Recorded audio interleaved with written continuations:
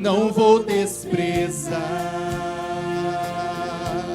o amor que tu me revelaste ali pra me resgatar.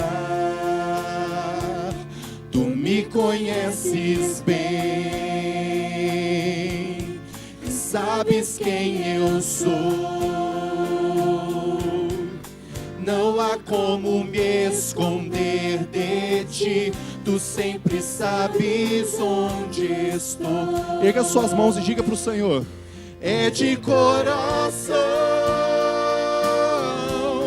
tudo que eu disser, num hino de louvor a Jesus de Nazaré.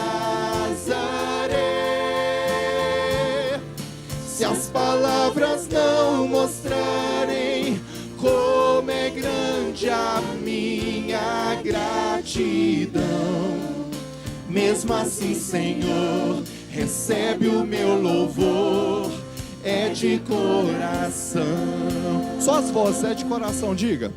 É de coração tudo que eu disser, num hino de louvor a Jesus de Nazaré.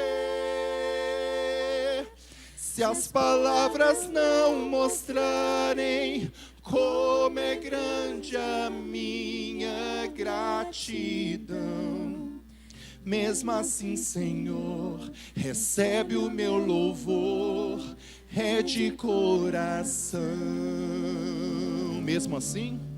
Mesmo assim, Senhor, recebe o meu louvor, é de coração. Amém. Você pode se assentar, mesmo assentado como você está. Há várias formas de nós declararmos o nosso amor pelo Senhor. Louvando a Ele é uma dessas formas, não é? Erguendo a nossa voz em adoração ao Senhor, mas também mostrando a Ele que Ele é Senhor dos nossos dízimos e das nossas ofertas. Nosso Deus é Senhor do ouro e da prata. Tudo que Ele nos dá, Ele nos confia para que nós devolvamos a Ele em forma de adoração. Talvez Ele te entregou uma profissão e você precisa devolver a Ele em forma de louvor e adoração. Deus também te confiou bens para que você seja bom mordomo daquilo que Ele confiou nas tuas mãos. E nessa manhã, eu desafio a igreja a ser cada vez mais fiel nos dízimos e ofertas. Quantos de nós poderíamos ajudar a igreja a avançar muito mais se fôssemos fiéis nos dízimos e nas ofertas? E às vezes Deus deixa de derramar muitas bênçãos na nossa vida por causa da nossa falta de fé e confiança de que tudo que temos é dele. Então eu te desafio nessa manhã a entregar ao Senhor e reconhecer a bondade de Deus em todas as áreas da sua vida, dizendo: Senhor, todos os recursos que tenho são teus. Eu reconheço que preciso ser mais e mais fiel, não só no dízimo, mas em toda a minha vida. Vamos declarar a bondade do Senhor enquanto devolvemos os dízimos e ofertas ao nosso Deus.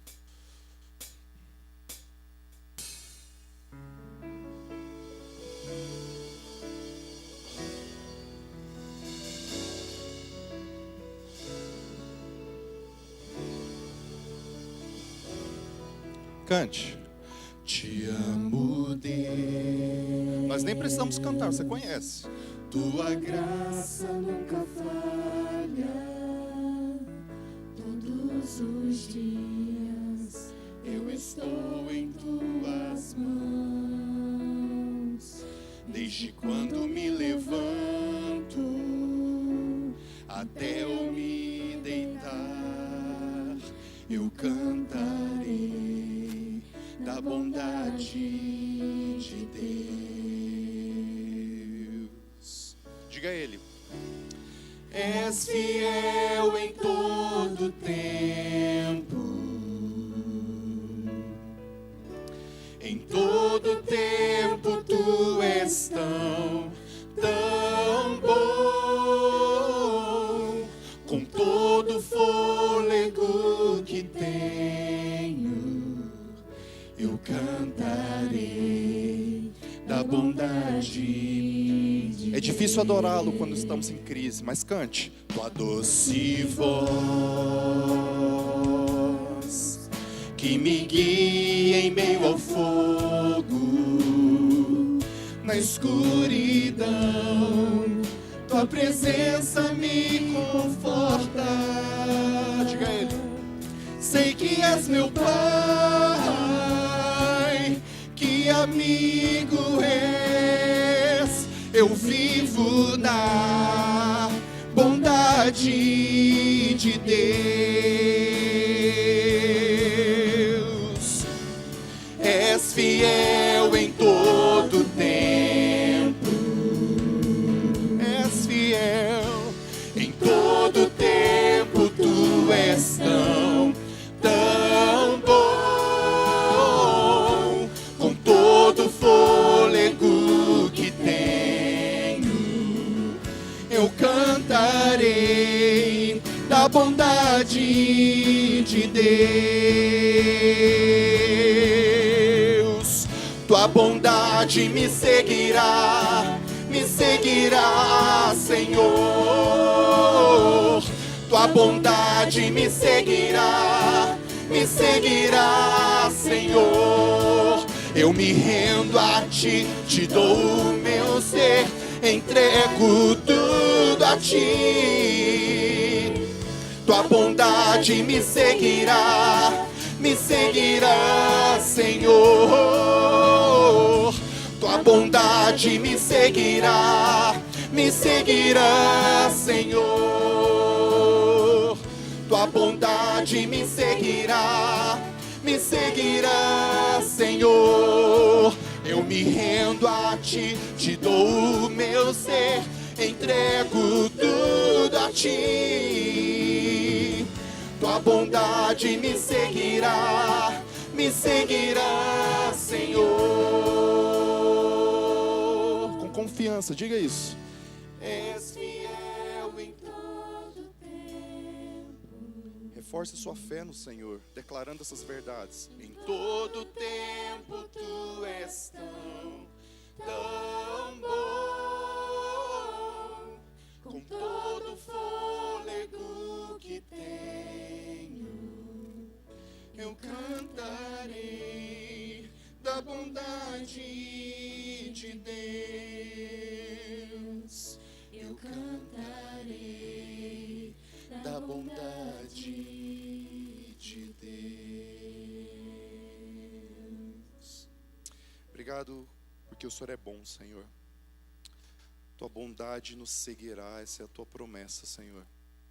E nós te pedimos que nessa manhã o Senhor nos faça cada vez mais unidos como igreja, para que juntos declaremos com confiança as tuas promessas, Senhor.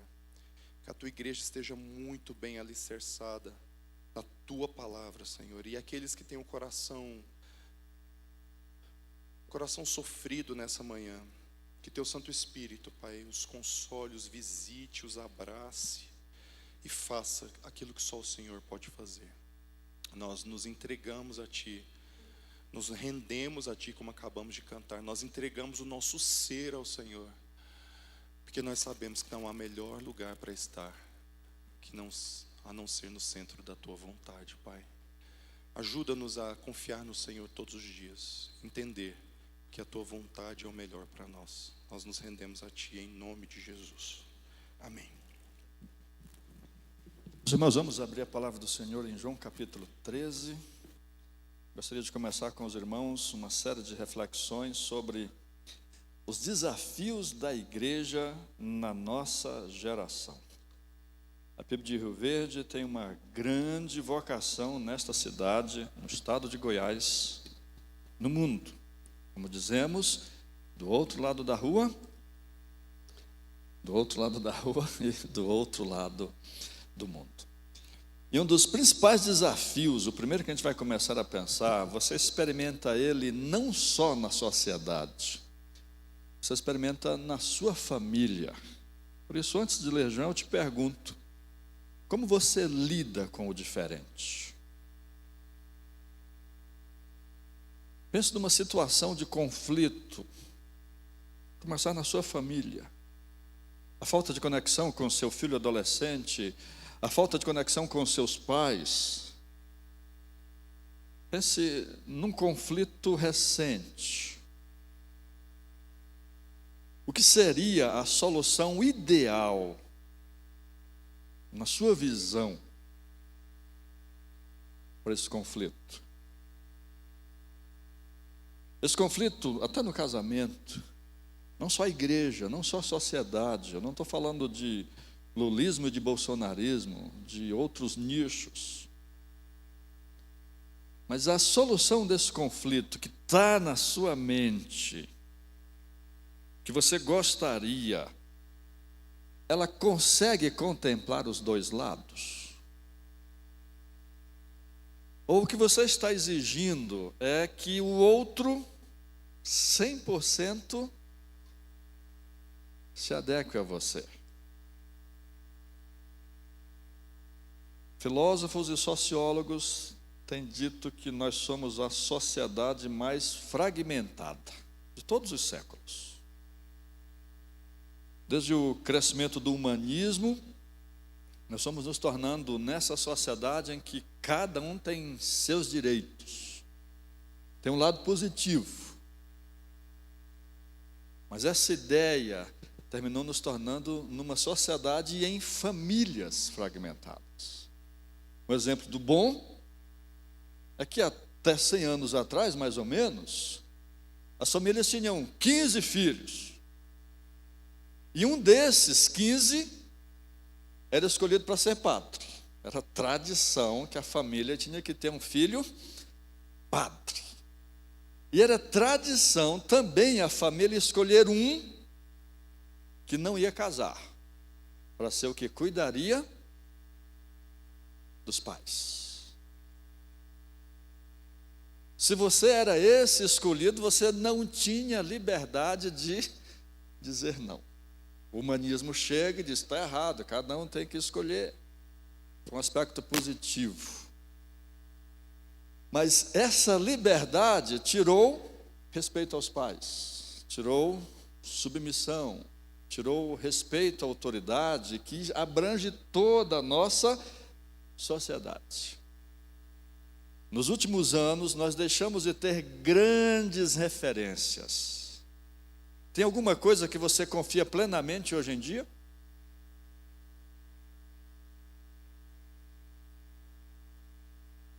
Alguém vai responder só em Deus. E até esse, alguns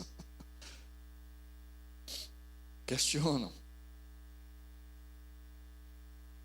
Com a vinda da pandemia, isso se tornou, com a vinda antes da pandemia das redes sociais, isso se tornou ainda mais forte. Essa fragmentação, essa desconfiança, e com a pandemia, então, isso se tornou muito mais acelerado. Nós somos a sociedade das tribos, nós somos a sociedade dos nichos, nós somos a sociedade das comunidades. Lá desde o tempo do Orkut, que tinha o quê? Comunidades, em que pessoas as mais desconhecidas se reuniam em torno de um assunto. E nós fomos nos tornando nesta sociedade, sem o que ele se chama de meta-relatos, sem os grandes relatos, e totalmente fragmentados. Os pais não sabem, mas seus adolescentes, quando entram em jogos, nem sempre é pelo jogo. Pelos grupos do Discord, pelos chats, para ali terem mais do que comunidades, terem amigos. E esses amigos são até mais reais, mesmo virtuais, do que amigos próximos, amigos de verdade. É muito mais do que marketing. As grandes teorias de marketing hoje, como uma das mais conhecidas, usadas por Apple, usadas pela Google, que é a chamada Primal Branding, enfatiza que se você quer vender, que se você quer divulgar, você precisa formar comunidades. E aí você tem dentro da família, às vezes, 2 comunidades. Seu filho participa de uma, seu filho vive no mundo. E você vive em outro. Às vezes esses mundos se encontram na mesa do almoço, às vezes nem isso. E isso vai para toda a nossa sociedade, que vai sendo cada vez mais fragmentada. E às vezes nós somos tentados a achar que isso é bom. Nós estamos vivendo hoje um tempo de mudança nos Estados Unidos, tudo isso para entender João 13 e João 17, tá? Em que eles estão entendendo. Nós dependemos muito de cultura americana, não no sentido de que somos cópia de lá, mas o evangelho que recebemos veio dessa cultura, o evangelho que vivemos no Brasil é permeado da cultura americana. Eles estão percebendo o risco de viver essas comunidades. Ainda existe muito forte, mas já há grandes discussões, grandes relatos que mostram que a baixa do crescimento do evangelho americano está muito relacionada com o evangelho totalmente fragmentado em comunidades. Eu estive na convenção do Texas em novembro, e era impressionante. No mesmo dia, 3 jantares, cada um para a sua comunidade. A abertura da convenção no domingo, com o culto dos negros, das igrejas chamadas de missionárias, com o culto dos cowboys, da Texas, com o culto dos hispanos, mas sem o culto dos americanos, porque os americanos já não têm mais comunidade. E as igrejas étnicas, elas não alcançam mais a sua etnia e não alcançam os que não são da sua etnia. No jantar de missões, eu fui para o principal, o dos americanos, mas tinha 2 outros em frente. O dos brasileiros, hispanos, e o outro. Isso se torna um grande desafio para o evangelho, porque se a gente cai nessa tentação da comunidade, a gente termina vivendo a cultura e não o evangelho. E isso tem a ver com família. Os outros temas talvez não sejam tão relacionados com família quanto esse, porque o que a gente vê é o pai tentando o filho aceitar ser padre, o pai tentando forçar o filho a aceitar que ele vai ser o que não vai casar, é o pai tentando fazer com que o filho aceite a cultura, a vontade dele, que é boa, que é a melhor na opinião dele. E o filho dizendo: ninguém dos meus amigos vive isso. Ninguém no mundo de hoje considera tão importante o que você considera, pai. Você é da geração que dinheiro era a coisa mais importante do mundo. Não é mais. O conceito de riqueza não é mais dinheiro, o conceito de riqueza é liberdade. De tempo, de espaço. É melhor você viver numa Kombi rodando a América Latina e vivendo do que trabalhando e muito dinheiro, mas sem vida. E aí você tem, às vezes, entre pais e filhos, entre marido e esposa, as 2 comunidades, os 3 jantares. Esse é o desafio da nossa igreja. Como abraçar todas as comunidades. Por isso que eu comecei perguntando: como você lida com o diferente? Por isso que eu comecei perguntando, pedindo para você pensar numa situação de conflito e responder no seu coração o que seria a solução ideal para esse conflito que você está vivendo. E nós sabemos que não é só da cultura ou de adolescentes, é da família de uma forma geral. Esse tema, trazendo para a igreja, esse tema, trazendo para o desafio de ser igreja, é o que nós queremos pensar nesta manhã, baseado em João 13. Como viver unidade, como impactar o mundo, no mundo que é fragmentado e formado por comunidades. Como pregar o evangelho, como alcançar todas as comunidades. Nós somos uma igreja de casais. Pode olhar aqui, o maior número de membros da PIB de Rio Verde é formado por casais com filhos aí dos 10 aos 20 e poucos anos. Pode olhar. Olha para a tua volta e vê, e conta aí 30 idosos. Olha a tua volta e conta 40 solteiros. Como ser uma igreja que alcança não só casais, mas como ser uma igreja que alcança os jovens, os idosos, os bolsonaristas, os lulistas. Porque depois que entramos naquela porta, e também quando saímos, a nossa comunidade principal é o evangelho. Como você lida com o diferente? Nos conflitos que você tem visto na sua família, qual seria a solução? Esse foi um dos temas principais de Jesus na sua última noite antes da crucificação.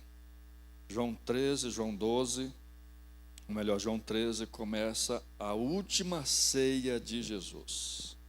Depois dela, ele vai para o Jardim das Oliveiras e lá ele é traído, preso e na sexta-feira condenado. Então, João 13, João 14, João 15, João 16 e João 17, 5 capítulos de João, são as últimas palavras de Jesus naquele jantar. E ele dá um vislumbre de algumas dessas coisas no versículo 35, para começar. Ele diz, na verdade, começando do 34, meninos, me ajudem aí nas telas. Eu dou para vocês um novo mandamento. Esse mandamento novo é que vocês amem uns aos outros como eu amei vocês. E naquela hora Jesus já sabia quem era Judas, antes até daquela hora. Assim como eu amei vocês, como eu amei Pedro, como eu amei Judas Tadeu e o Judas Iscariotes, eu estou dizendo que vocês também têm um novo mandamento, que é vos amar uns aos outros. Mas Jesus, como um novo mandamento, se isso já estava na lei, amar a Deus e amar ao próximo? É que agora eu estou dizendo para amar o próximo como eu amei o próximo. É por isso que é um novo mandamento, não é só amar. Amar já estava escrito. Mas amai-vos uns aos outros de uma maneira diferente, como eu vos amei. E ele explica por quê. Meio que prevendo essa nossa geração toda fragmentada, toda de comunidade, toda de nicho. Ele diz, é porque se vocês fizerem isto, versículo 35, nisto, quando vocês fizerem isto, sabe o que vai acontecer? Todos vão saber que vocês são meus discípulos. Talvez esse texto não tenha sido tão atual como para nós hoje. Talvez nunca tenha sido tão atual. Sabe como é que você vai saber que se somos ou não discípulos? quando você vê um Goiás e um Vila Nova juntos, por causa de Jesus. Quando você vê um lulista e um bolsonarista juntos, por causa de Jesus. E aí, para você entender isso, quem está na comunidade já diz, mas pode um lulista ser de Jesus? Mas pode um bolsonarista ser de Jesus? Tem como juntar Jesus com tal ideologia, com tal coisa? Que é a pergunta que você faz para seu filho. Mas filho, isso que você está querendo, isso que você está falando, não é de Jesus. Ele olha e diz, mãe, o que não é de Jesus, pai, o que não é de Jesus é essa tua forma de ver o mundo. Quando essas diferenças, essas comunidades deixam de existir em Jesus, o mundo vai saber que somos discípulos. Eu achei esquisito em novembro, em Waco, entrar num jantar de missões, sabendo que tinha outro jantar na frente. Eu achei esquisito. Por que é? Porque a separação não é o Evangelho. E se Jesus não é capaz de unir, ele é só mais uma comunidade. Entende o desafio da nossa geração? O desafio que você vive na sua família, porque está separado, porque tem duas comunidades lá dentro. E esse assunto, então, Jesus levou tão a sério, que no capítulo 17, Jesus já saindo para o Monte das Oliveiras, onde ele seria traído, onde começaria toda a sua agonia, ele faz uma oração. Capítulo 17 é a oração escrita de Jesus. Mas nesse texto, ele ora por mim e por você. Versículo 20 de João 17. Ele muda a oração e diz, Deus, Pai, eu não peço somente por esses 12 aqui, não. Talvez Judas já tivesse saído, não estou lembrando agora da cronologia, mas acho que só tinha 11 agora. Eu não estou pedindo só por esses, não. Eu estou pedindo pelo Baltazar. Estou pedindo pela Sumária. Estou pedindo pelo Anderson. Que em 2025 vão ser crentes. Eu não rogo somente por estes, mas também por aqueles que pela tua palavra hão de crer em mim. E qual é o pedido de Jesus para mim e para você 2025 anos depois dele? Para que todos sejam um, versículo 21. Para que todos sejam um. Para que em 2025, no mundo fragmentado em 300 comunidades, eles consigam viver uma só. É isso que eu estou pedindo, Deus, por eles. Que em 2025 não tenha o culto dos negros, o culto dos hispanos, para usar a cultura americana, o culto dos asiáticos e o culto dos americanos. Para que em 2025 tenha um culto.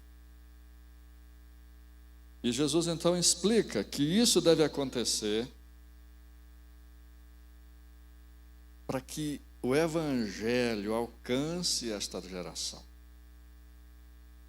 O próprio versículo 21, eu estou pedindo isso, Jesus, que eles vençam o desafio das comunidades, que eles vençam o desafio da fragmentação, que não seja só a comunidade dos estudantes de medicina de Rio Verde, que não seja a comunidade disso, a comunidade daquilo, que eles vençam isso, para que o mundo creia que tu me enviaste. Porque divisão, comunidade tem em todo canto. O que não tem em todo canto é unidade. O que não tem em todo canto é conversão para que algo maior una. Que o mundo creia que tu me enviaste. Versículo 22. Eu lhes transmiti a glória que me deste, para que sejam um,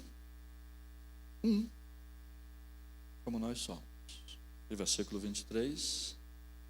Eu neles, tu em mim, a fim de que sejam aperfeiçoados em quê? Na unidade. Mais do que santidade, unidade. Para quê?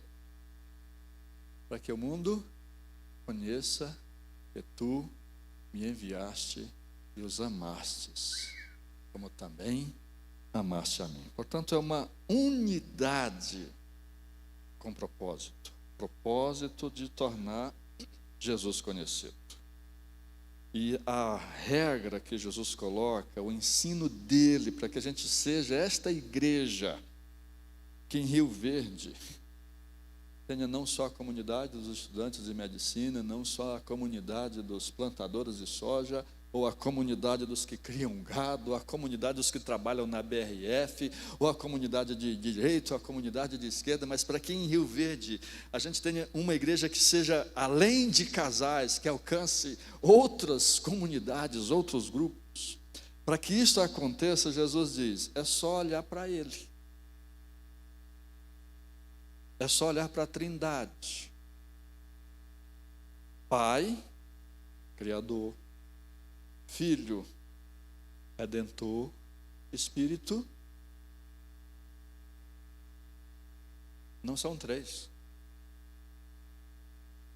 Para o Pai criar, o Pai usou o Verbo. O Verbo é Jesus. Eu sei que dá um nó na cabeça, ninguém consegue explicar a Trindade. Mas nós não cremos em três deuses. Fernandinho lançou uma música que eu gosto demais, que eu gosto de músicas repetitivas, porque me ajudam a desfocar do que está acontecendo e a focar no que eu estou fazendo. Eu tenho música de 10 minutos dizendo Yahvé. É a melhor que eu acho. 10 minutos dizendo Yahvé, todo-poderoso. Yahvé, todo-poderoso. 10 minutos, para mim é perfeita, porque eu coloco a música, não tenho que prestar atenção nela e eu foco no que eu quero. Ela desfoca os restantes e me faz focar no que eu quero. Mas o clipe de Yahvé, gravado em plena pandemia, é 3 cadeiras. Eu não sei se essa é a melhor representação, porque a gente não crê em 3 cadeiras. A gente crê, não dá para entender, não dá para explicar, mas a gente crê numa só. Mas o que Jesus está dizendo é, Pai, se eles olharem para nós, se eles olharem para Ti, eles vão entender o que é unidade. Paulo disse, o filho é submisso ao pai. E Jesus não fica de mimimi dizendo, é porque é aquele que tem que mandar e não eu. É tão perfeita a Trindade que a gente não chama de 3, a gente chama de 1. Mas as Escrituras falam de 3 forças, eu vou usar essa expressão ainda que não seja a melhor, distintas e propósitos distintos, mas que são tão unidos, que é um. O que Jesus está dizendo é, igreja, olha para a Trindade, olha para as diferenças, olha para os propósitos diferentes, e vê que é um só. E olha para o mundo, e vê todas as comunidades, e leve Deus, leve Jesus para esse mundo, de modo que o mundo entenda e diga, olha, a semana toda, eu estou suando, por causa das comunidades. Semana toda, eu estou ralando para pagar conta, eu estou ralando para crescer, mas tem um dia bom. Domingo é diferente do mundo. Domingo a gente entra por uma porta. Eu estou colocando domingo simbolicamente porque isso é todo dia. Mas domingo a gente entra e lá não é valorizado o sol bonito, o tímido, o retraído, o que infelizmente mais uma vez não passou no vestibular. é igual. Lá, tem umas coisinhas, às vezes um faz uma coisa que o outro não gosta, mas lá, eles são que nem Deus, são que nem Jesus, eles são um. E eu quero isso, porque eu estou cansado da fragmentação e do isolamento. Eu quero isso. Ele nos ensina isto, a olhar para a Trindade, para ver um propósito que não exige que o outro se adeque a mim, para ver um pai que não exige que o filho se torne o que ele quer, para que haja uma boa relação em casa, para que o filho não exija que o pai seja o que ele quer, para que haja uma boa relação em casa, para que o marido não mate a esposa, para que haja uma boa relação, mate no sentido de ela deixar de existir em função dele, para que uma esposa não seja tão implicante em controlar o marido, de modo que o marido também deixaria de existir, que os dois olhem para Jesus e digam, é possível ser um. E aí a gente vai mais um exemplo bíblico aqui, agora em Atos. A gente acha Atos 2 tão bonito. Atos 2, a partir do versículo 42 até o versículo 47. A gente acha bonito porque a igreja de Jerusalém era uma igreja unida. Mas essa unidade não era unidade, era conformidade. Uma das pessoas que mais sofreu nessa igreja uniforme foi Pedro. Pedro foi usado por Deus para pregar o evangelho aos gentios, e que encrenca que Pedro se meteu, porque a igreja não concordou com Pedro pregando o evangelho aos gentios. Deus agiu naquela igreja a ponto de permitir uma perseguição que espalhou o evangelho, que não estava saindo de Jerusalém, exceto para Samaria. Mas Atos capítulo 11, versículos 19 e 20. Os que foram dispersos pela perseguição, Atos 11, 19, os que foram dispersos a partir da perseguição que começou com a morte de Estevão, olha o Estevão aí, né? Se espalharam até Fenícia, Chipre e Antioquia, fazendo o quê? Comunidade. Não anunciando a palavra, a não ser para quem fosse da comunidade, do nicho. Espalha-se pelo mundo para multiplicar o nicho. Espalha-se pelo mundo para multiplicar a comunidade. Aquela comunhão maravilhosa de Atos 2 não era tão maravilhosa. Lógico que tem toda a sua vantagem. Era uma igreja de Jesus. Mas não havia sido a resposta de oração de Jesus. Mas aí no versículo 20, olha a oração de Jesus sendo respondida. Alguns deles, porém, que eram de Chipre e de Cirene, que foram até Antioquia, falavam também aos gregos. Romperam a bolha.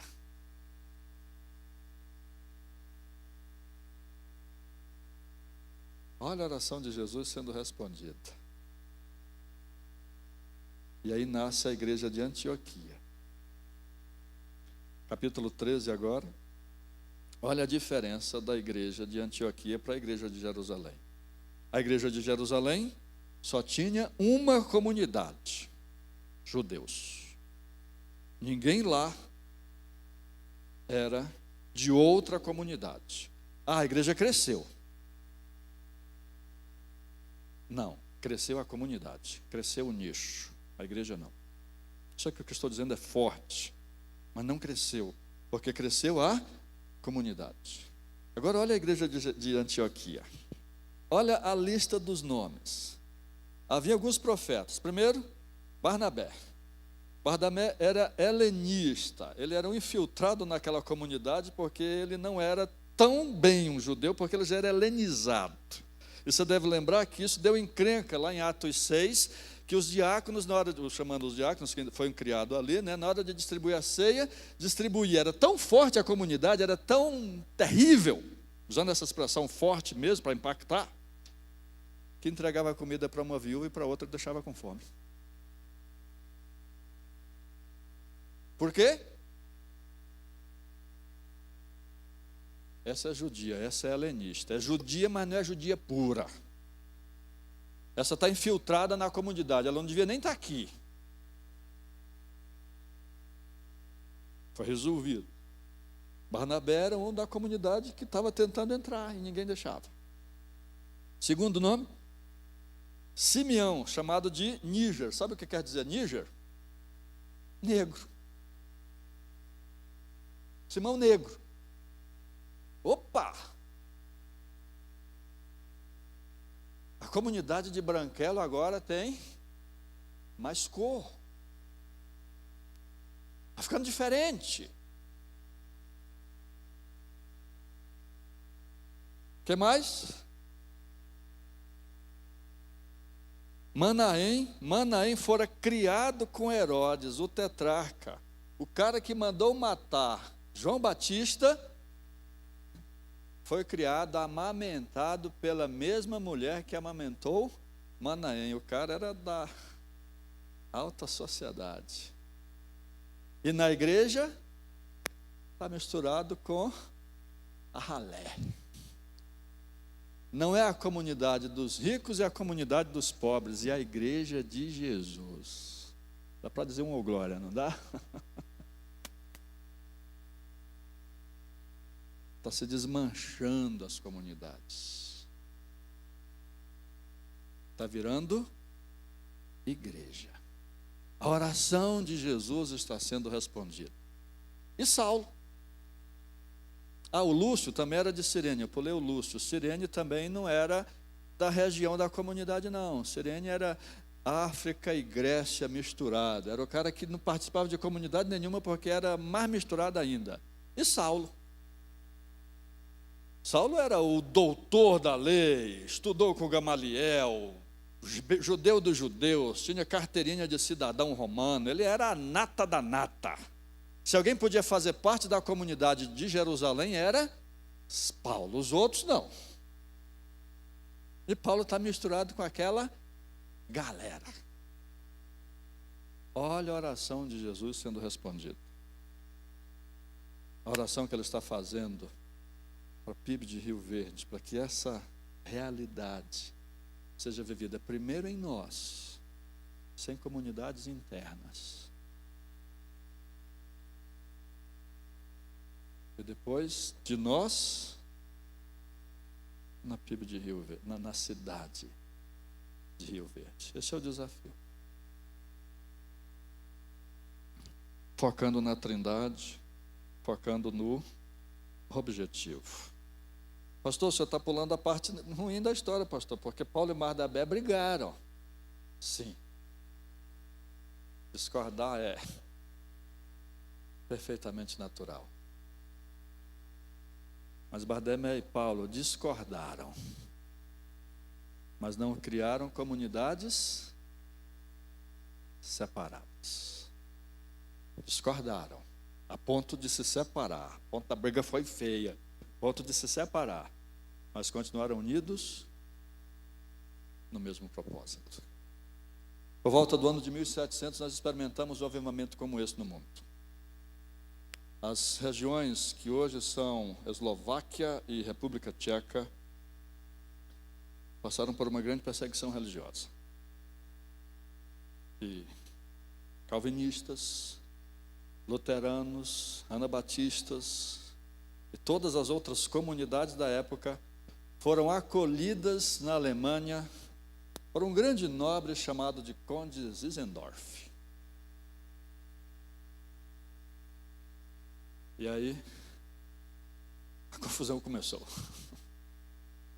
Porque, embora fugindo da perseguição, os calvinistas queriam que todo mundo fosse calvinista. Os luteranos queriam que todos seguissem as regras luteranas na comunidade de Zinzendorf. Os anabatistas queriam que todos seguissem o seu modelo. E o conde Zinzendorf chamou todo mundo para orar. E por volta de 1725, salvo engano, houve um grande avivamento. Eles começaram uma vigília de oração. Durou 100 anos. E daquela comunidade de diferentes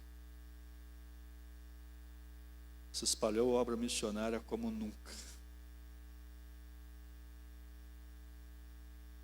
Os morávios são dos grupos mais missionários de toda a história. Tem inclusive a história de 2 jovens que disseram: tem um grupo ali que precisa ouvir do Evangelho. E alguém disse: mas só prega lá escravo, lá ninguém entra, só entra escravo. E aqueles 2 jovens disseram: nós os vendemos, para que eles conheçam Jesus, para que aquela comunidade de escravos seja a comunidade de Jesus. Nós 2 queremos entrar lá. E nós nos colocamos à disposição, nos vendemos como escravos para entrar naquela comunidade, para que ela seja uma comunidade de Jesus. Há diversas interpretações históricas que dizem que isso de fato não aconteceu. Isso foi uma boa intenção, mas que a misericórdia de Deus agiu e eles não precisaram disso. Mas é um exemplo moderno de como comunidades se tornaram o corpo de Cristo. Vamos orar? Começando a série de desafios da igreja moderna. Primeiro desafio: não somos a comunidade de casais. Não somos a comunidade de missionários. Não somos a comunidade de estudantes de medicina. Nós somos o corpo de Cristo. Podemos ter nossas diferenças, mas elas ficam no corpo de Cristo. Mas antes de orar como igreja, eu quero convidar você, pai. Afinal, somos ainda a comunidade formada na maioria por casais. Quero convidar você, pai, mãe, a te perguntar: o que você precisa fazer para entrar na comunidade de seu filho? Quero te desafiar, filho, a perguntar o que você precisa fazer para entrar na comunidade de seu pai. Quero te convidar, esposa, a responder em oração o que você precisa fazer para entrar na comunidade de seu marido e vice-versa. Eu quero te deixar orando por isso. Quero te desafiar a restabelecer a conexão entre esposo e esposa. Quero te desafiar a orar para unir novamente pai e filho, a viver o Evangelho em casa. E como igreja, que é o que nós vamos orar agora, quero desafiar cada um de nós, a mesmo que discordando, não termos mais que uma comunidade aqui, uma só, um só propósito, ainda que discordando, a Trindade. Exemplificarmos isto.